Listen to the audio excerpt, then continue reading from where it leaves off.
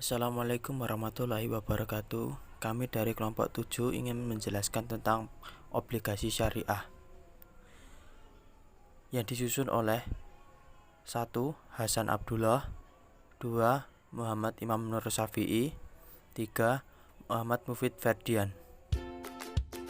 Yang pertama yaitu pengertian obligasi syariah. Obligasi syariah atau sukuk adalah sebagai suatu surat berharga jangka panjang yang berdasarkan prinsip syariah yang dikeluarkan emiten kepada pemegang obligasi syariah yang mewajibkan emiten untuk membayar pendapatan kepada pemegang obligasi syariah berupa hasil atau margin atau fee serta membayar kembali dana obligasi pada saat jatuh tempo. Obligasi syariah. Obligasi syariah dibagi menjadi 8, yaitu yang pertama, obligasi syariah ijarah. Suku ijarah adalah sertifikat beratasnamakan pemilik sendiri atau investor dan melambangkan kepemilikan terhadap suatu aset yang bertujuan untuk disewakan. Yang kedua, obligasi syariah musyarakah. Suku musyarakah dikeluarkan berdasarkan perjanjian atau kontrak antara dua atau lebih banyak pihak yang bekerja sama untuk menggabungkan modal dalam membangun suatu proyek baru atau dalam hal membiayai kegiatan bisnis lainnya. Yang ketiga, obligasi syariah istisna. Suku istisna diterbitkan sesuai perjanjian atau kontrak di mana para pihak yang terlibat telah menyetujui untuk membeli atau menjual dalam konteks pembiayaan barang. Yang keempat, obligasi syariah mudharabah.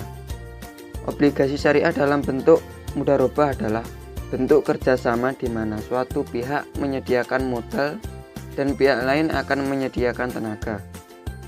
Yang kelima, obligasi syariah wakalah. Suku wakalah adalah obligasi yang mewakili berbagai kegiatan bisnis atau proyek yang dikelola melalui penujuan perwakilan agar dapat mengelola bisnis tersebut atas nama para pemegang suku. Yang keenam, obligasi syariah muzaraah. Jenis suku ini diterbitkan dengan tujuan utama mendapatkan dana untuk membiayai kegiatan pertanian berdasarkan kontrak. Yang ketujuh, obligasi syariah koperasi. Jenis selanjutnya adalah suku koperasi. Obligasi syariah ini diterbitkan oleh lembaga usaha atau perbankan yang memegang prinsip syariah sebagai sistem kerja dasarnya. Yang terakhir yaitu surat berharga syariah negara atau SBSN. Surat berharga syariah negara atau suku negara diterbitkan berdasarkan nilai-nilai penerapan syariat dengan negara sebagai pihak penerbitnya.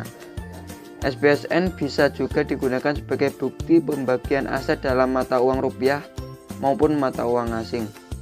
SBSN adalah instrumen investasi berbentuk utang piutang tanpa adanya riba sama sekali. Struktur obligasi syariah. Obligasi syariah sebagai bentuk pendanaan financing dan sekaligus investasi investment memungkinkan beberapa bentuk struktur yang dapat ditawarkan untuk tetap menghindarkan pada riba, antara lain adalah 1. Bagi hasil berdasarkan akad mudharabah atau muqabarah atau qirot atau musyarakah. Margin atau fee berdasarkan akad murabahah atau salam atau istisna atau ijarah.